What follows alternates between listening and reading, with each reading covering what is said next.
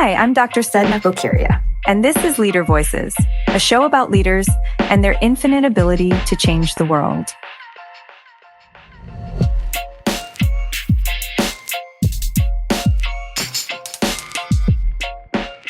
Each episode in Leader Voices, we dig into stories and sparks from for-purpose leaders, coaches, comedians, luminaries, and everyday heroes from around the globe.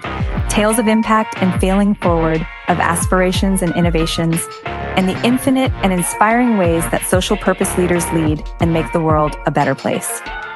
Join us today as we introduce a new guest.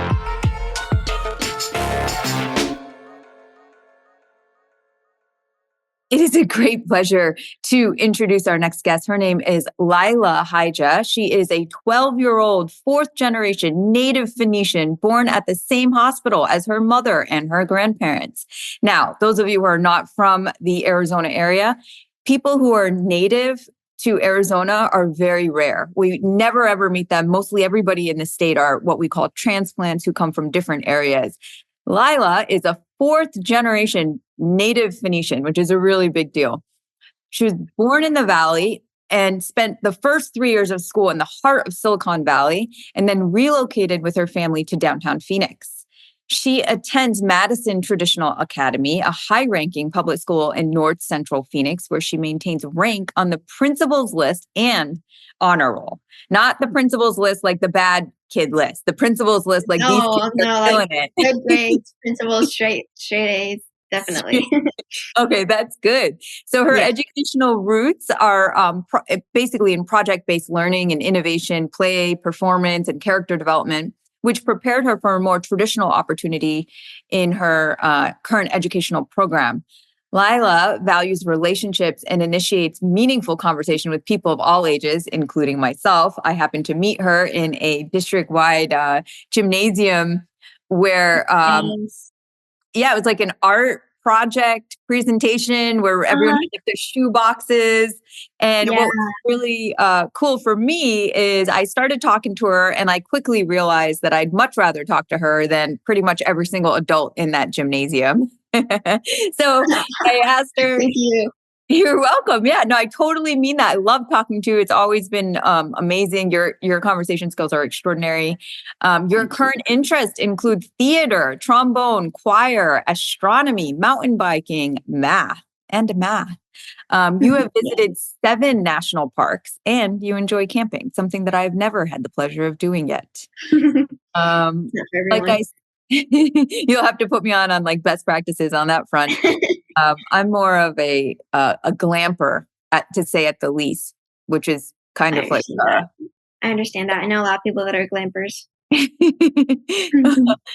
So, super excited to have you on the show, and really appreciate you taking the time to connect with us. Tell me about yourself. So you're going into 7th grade.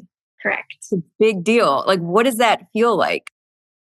Well, we have so it's like a big step, I guess, because of course I haven't been in 7th grade yet. So I've heard from others that it's a lot, but I have been through a lot. I thought 6th grade was a lot, but by the end of 6th grade, I thought it was like my nature. Like, I know how to do this. So I prepared myself in 6th grade to go into 7th grade. And I'm very, very, very excited because I love school. I know a lot of people just don't. Like, I want to sleep. Like, me too, bro. Like, me too. But I love school. I just kind of feel like it's like my second home. I think I'm most excited about the people and the teachers and just the challenge it's going to bring on, because I like challenges. Very cool. Very cool. So Lyla, tell me about the importance of role models in your life. The importance of a role model is maybe somebody I'll look up to and be like, oh, that person is setting an extremely good example, and I want to also set a good example. It could be your younger siblings, your older siblings, your cousin, uncle, parents, teachers, friends. It could be so many. It could be anybody that you look up to and that you could talk to and really just connect with them. Hmm. Yeah, That's kind of great. a role model.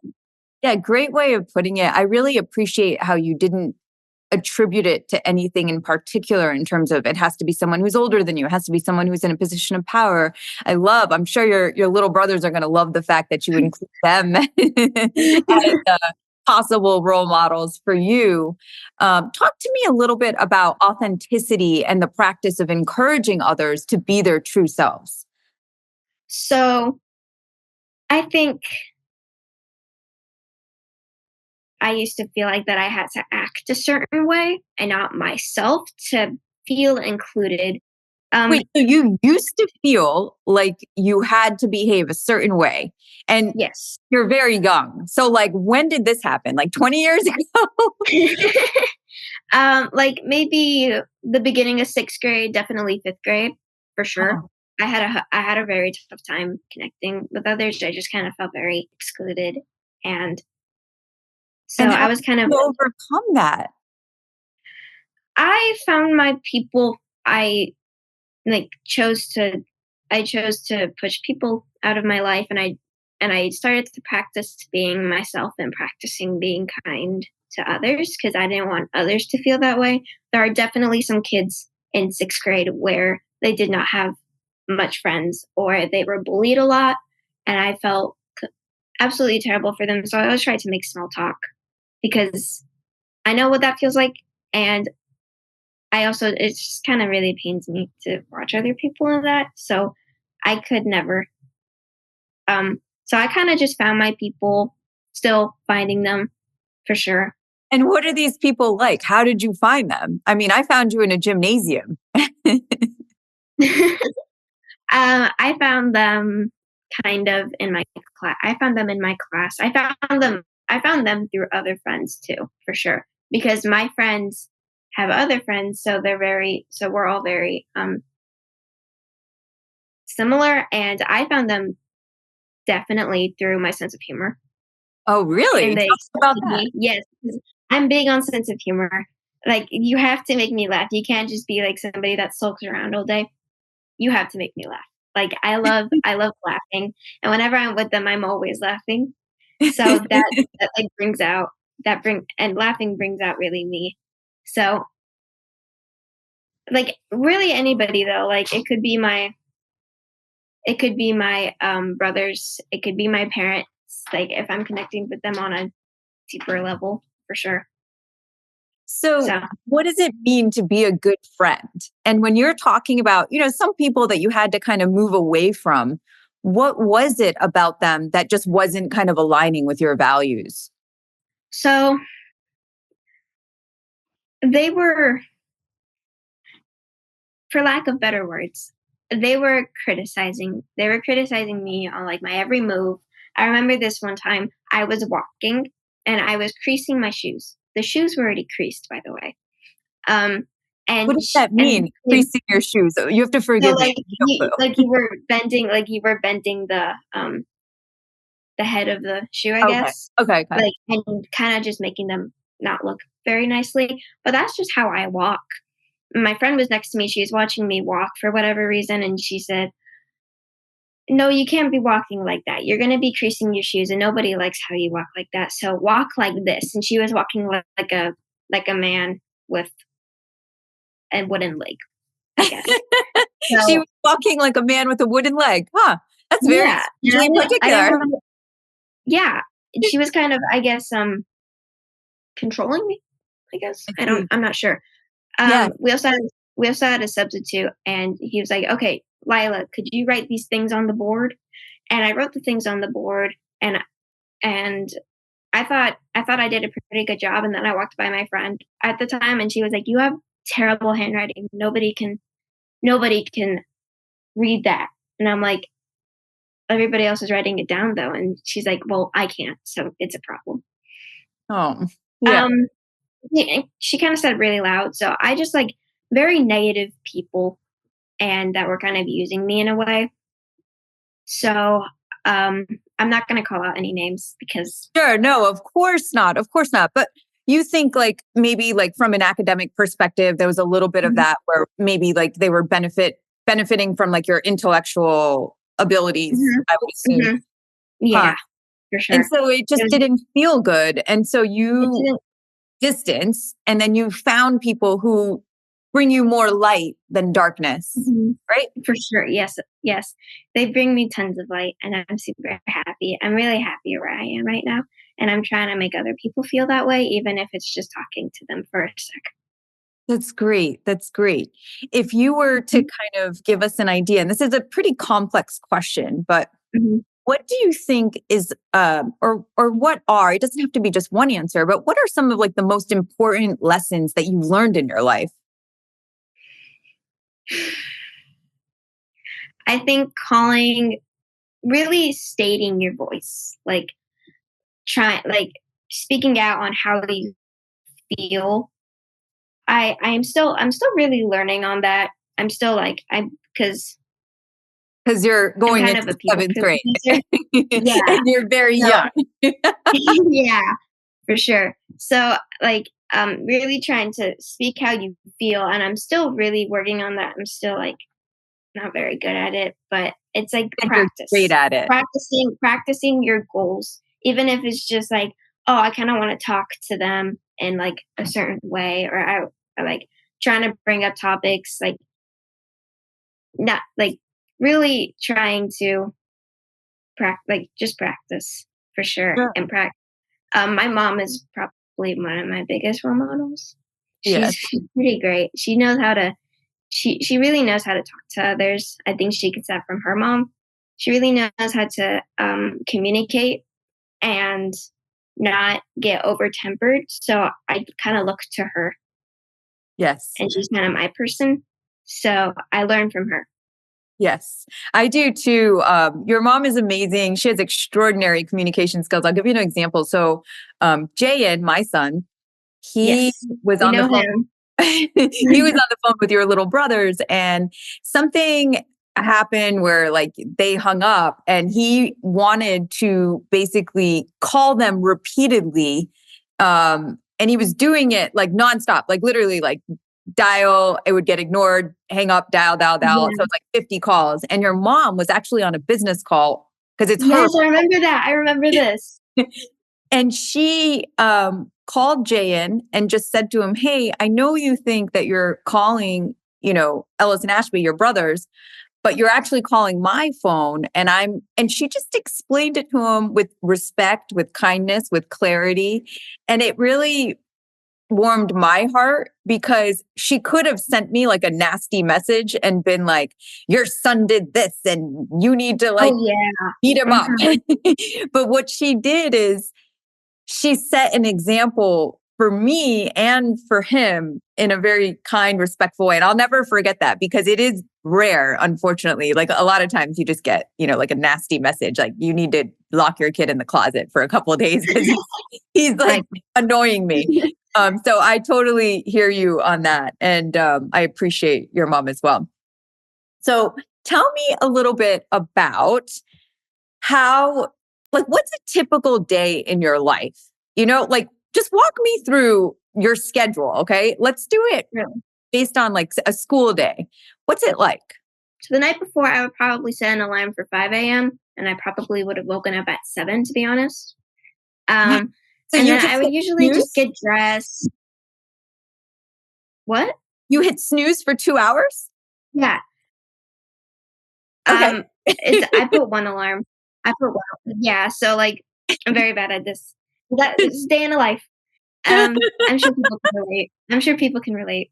Oh, I do. I hit snooze, not for Yes. 2 hours, but I do hit I snooze. like my sleep.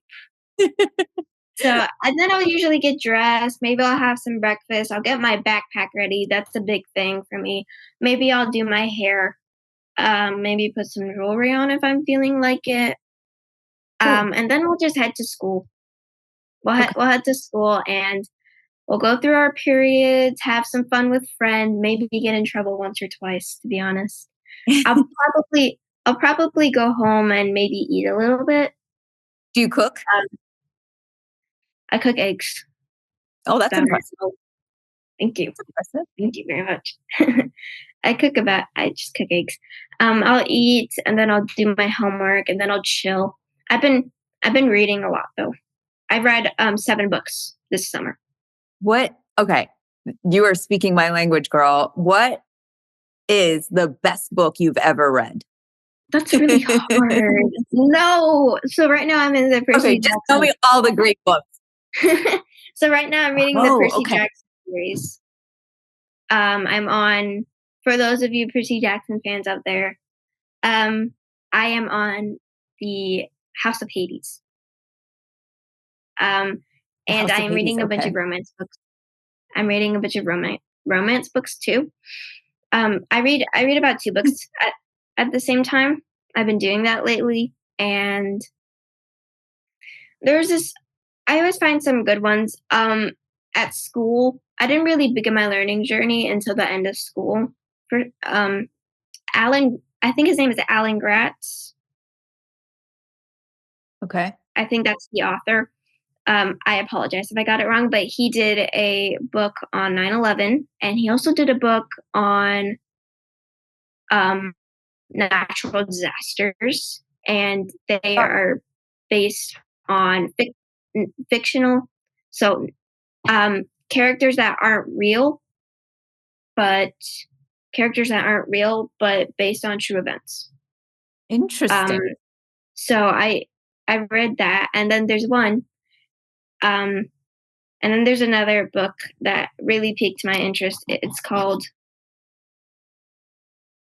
I think it's called like The Journey of Coyote, which is it's a girl named Coyote, and she's on a bus with her dad, and they're traveling the country, and her family passed away, and now she has to go all the way back to retrieve this little box. I'm not gonna spoil it for anybody if they're Oh, reading it or not, but just yeah. like I like books that have a deep meaning to them Sure. and are very sentimental. Interesting. So Yeah, we'll have to swap some of the ones that I really like. If you've ever, it's called The Giver by Lois Lowry. Have you read that yeah, yet? That I was, know. I don't think so. yeah, that I was really think good. it might be on my TBR. There's one, it's called A Thousand Splendid Suns. It might be Mhm, mhm. little bit older for you, but I think you can handle it. It's very moving.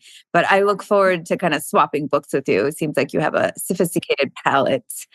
Well, with this kind of theme of like deep conversation, what do you think happens when we die? I know. So, just a heads up, I am not very religious.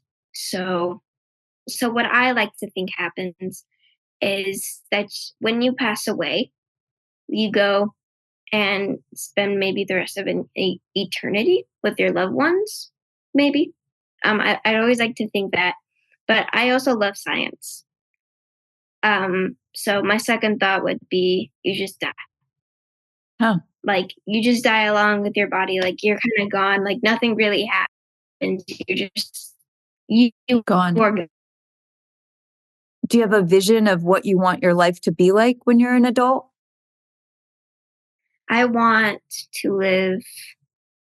I want to live in a really cute house with a family. I want to be an astronomer when I'm older. Very So cool. I'm working a good job with a partner that it supports me with children that I love and hanging out with my parents and my family maybe every other week because I can't let go of them either. So it's just like kind of a life full of happiness, I guess. I've been thinking about that a lot though. Huh. Kind of just a life full of peace and happiness. And although I do know that's not what it's probably going to be like, to be realistic, because I've seen my mom is she's like there's a bunch of stuff that's happening in her life that is like a big deal. So it's not, and I'm pretty sure she thought something really similar, Hmm. but I think that there's like a bunch of stuff that's going to happen, like um our window shield on our car broke, and like 2 weeks ago we were planning on getting it fixed, but then that didn't happen. So it's like I'm expecting a road full of mishaps, But Huh. I'm trying to make my life as easy as possible because I know for some people that they don't really have a choice Sure. except for probably like a really hard life. Sure. If there Mhm. was one thing that you could change in the world, what would that be?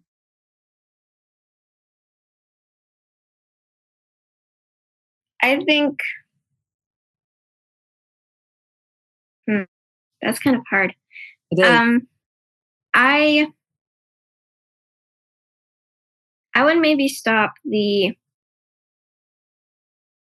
I think maybe the.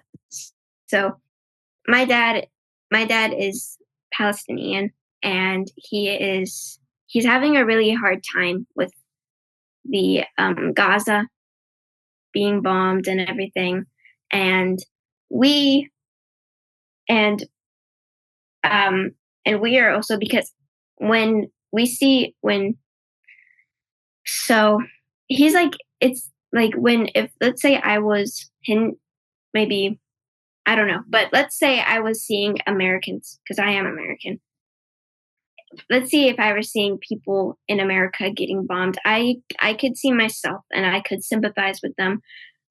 But maybe if I'm seeing people in China getting bombed, of course I have sympathy for them, but I don't have the same kind of sympathy I have for my other people. My dad's people is the people in Gaza and Palestine, and he's seeing his own people dying, like thousands of people dying every day, and it's really taking a toll on him for sure. He got a bracelet with Pal- the Palestinian flag on it, and he got like a bunch of pins that he would put on his shirt. Mm. So it's really a lot, and not that the wars in other parts of the world are not as important or significant, but it's really hard for me to see my dad like this. So I would probably stop the bombing in Gaza Wow. because they are not they're not nothing's like nobody's helping them, and that really hurts me because I do see myself in those people too, and I'm not going to go into more detail but Sure. No, yeah. really well put. And I appreciate you sharing something so deep. Mhm. Thank you. It must be challenging for someone your age. I can only imagine to try and process something at that caliber. Any any aspect of devastation, tragedy, death,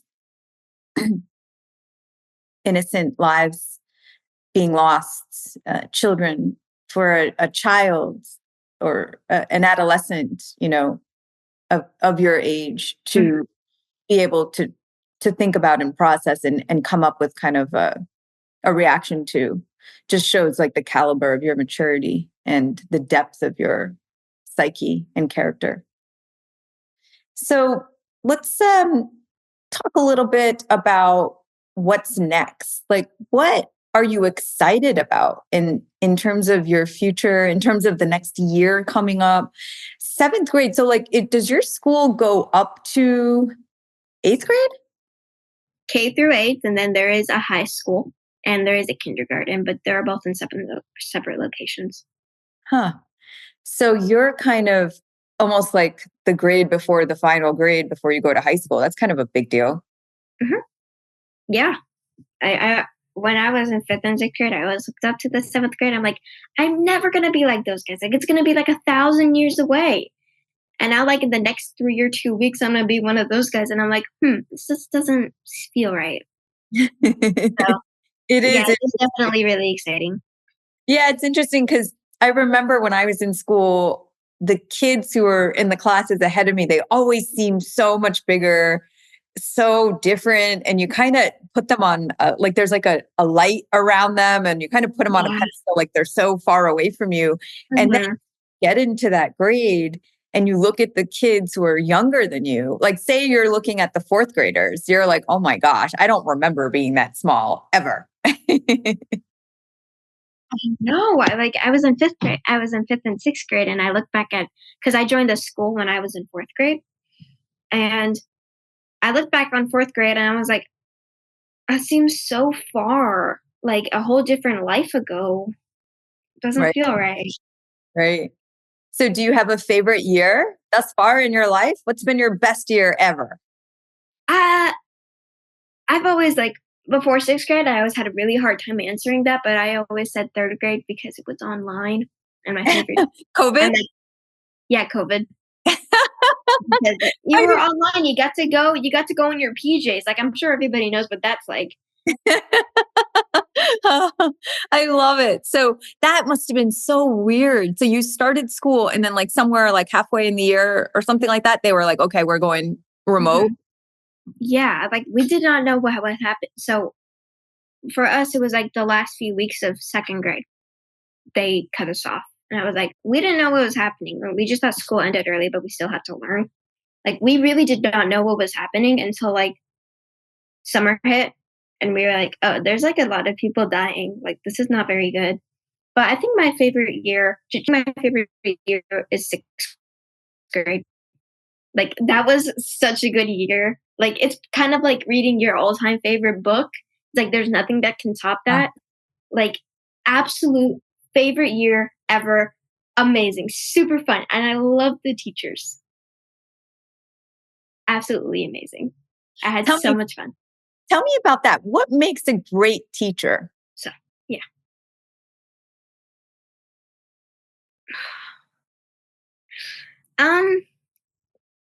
I think what makes a great teacher is somebody that, for me, this is just me, somebody that has a sense of humor for sure, can see the other side of things, not just like, oh, you were talking, so you don't care about what we're discussing. Like, really just like trying to understand and really see the side of things. Um, I think my favorite teacher was my ELA teacher. I thought uh, I asked people what their favorite teacher was, and like, and then I don't know, they'd be like, "Oh, the ELA teacher is like the worst," and I'm like, What's ELA? "ELA, so language arts, Oh, okay. yeah." So, I hated the class. I've always hated ELA. I've always hated language arts, but I loved the teacher, so it always made it better. I think what makes a good class is because you always gotta if you love the class, I loved science. Well, um, I'm just worried because there are gonna be people listening and they know who they are. I love science, but the teacher and I had a really rough patch. I'm just gonna say that much. So, it kind of made science really upsetting, I guess, to walk into that class. Huh. Um, I think I'm gonna take the blame for the rough patch though because I was going through some stuff. Huh. Um, That is so mature of you to focus on yourself as part of whatever the conflict was. That's amazing. I think a lot of people aren't as humble as they're supposed to be. Huh. Tell me, okay, so I'm curious, do you think it's more important to be right or to be kind? I think not to be that person, but I think to be kind because who cares if you're right or not? Maybe you make a mistake. Right. I mean, conflict wise, let's just like make sure that everybody's okay first before heading into a conversation. Hmm. Yeah, really interesting. Uh, Mhm. what do you think resilience is? It's a word that gets thrown around a lot. So I'm just curious from your perspective, what does it mean to be resilient in life? Taking control of yourself, Okay. making sure that you're double checking. I'm not sure though.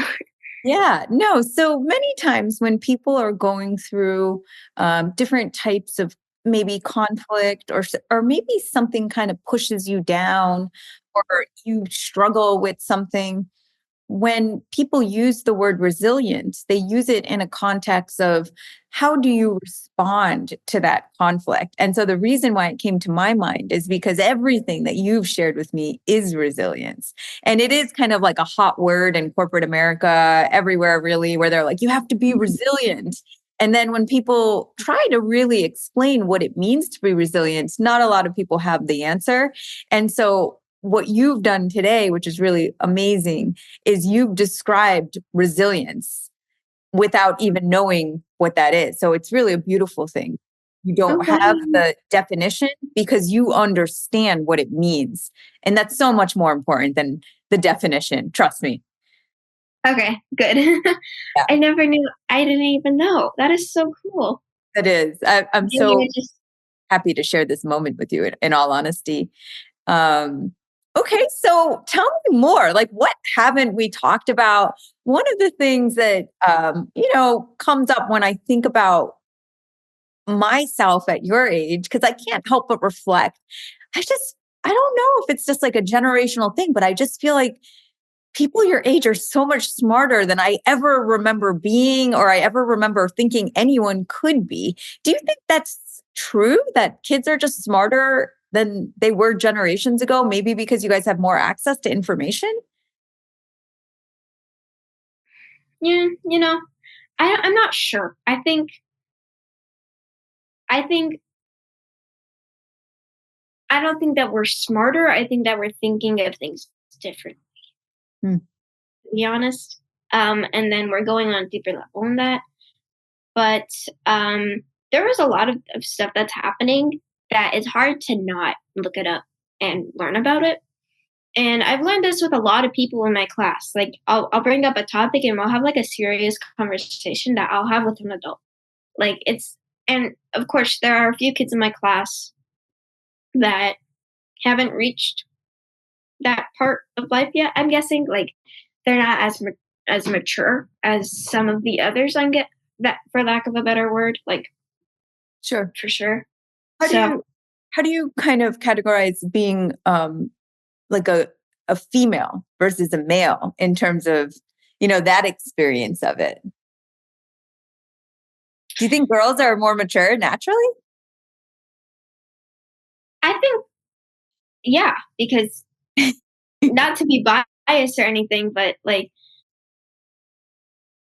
isn't it like I'm pretty sure that we mature faster than boys, Yeah, right? I I'm mean, pretty I sure. agree.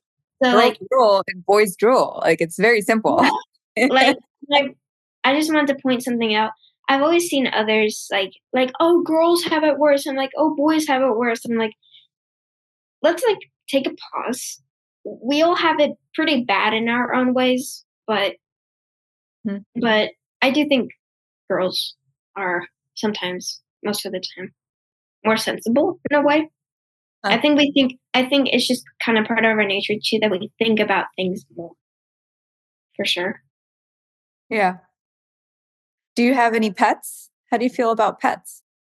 I love pets. They're my heart. Dogs are my best friends. I like dogs are like the best people or whatever, something along those lines.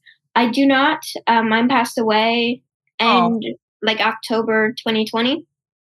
that must have been No, really you're hard. good. We buried him in our yard. That's so he'll always have well, in our app in our up in our cabin. Up in Strawberry by Payson, if anybody knows where that is. Oh, that's beautiful. We buried him in our front yard because we have like so much space. Like I don't know, maybe an acre. I have no idea. Very cool. But so no, I do not have any pets, but I love pets. They're my heart. My mom loves cows because she recently learned that like cows are very like sentimental and um cows are very sentimental and they're very sweet. So Okay. I love pets. So if you had one message that you want to share with the world, what is it? Think about what other people think about the other side of like how they're feeling before you jump to conclusions. And I'm not saying to beat yourself up. I'm saying to practice because I learned that from my mom. I'm giving for that line. If anybody writes it down, and give that credits to my mom because she's taught me. She's taught me so much, and I kind of she yeah again she's my role model. So It's well put. I understand what you're saying. You're saying, Like the way that I describe it is sometimes when you have conflict, and I can't take this either, it's from literature and different things that I read, but when you are stressed out, you tend to look in like a tunnel vision. And so what happens is you lose your peripheral vision because you're so focused on whatever that conflict or stressor is. And so if you're able to widen the lens, and part of widening that lens is trying to think about it in terms of the other people's perspective. Yeah, of course. Another great trick that someone that I read about that someone taught me is imagining yourself or the conflict on screen. So like you're sitting in a movie theater and whatever's happening, you're on the screen with that other person. So you can see yourself and you can see that other person. And again, it's this whole concept of thinking bigger, thinking wider, being empathetic, being kind. I like that way of putting it. I love that way of putting it, like a movie theater. That is so cool. I love that so much. Thank you. Again, can't take credit for it. It's from all the, wonderful, and I do think that there is something to that, having access to the amount of information that you have access to. If you're interested in growing and really developing different parts of your life, it's like you have it right at your fingertips. Whereas, let's say 100 years ago, that just wasn't the case. You were really, really dependent. Your identity was really dependent on the people around you that would share knowledge and information with you. So when you're able to do the work and you have access to the tools to do the work, it makes it a lot easier to really grow faster and have a better scope. Absolutely. Well, it's so nice to talk to you. I'm looking forward to following you in terms of your career and your academics and just your journey in life. Well, Lyla, thank you so much for joining us. Thank you so much for being on the show. And we look forward to following your incredible journey. It's always great. Thank you.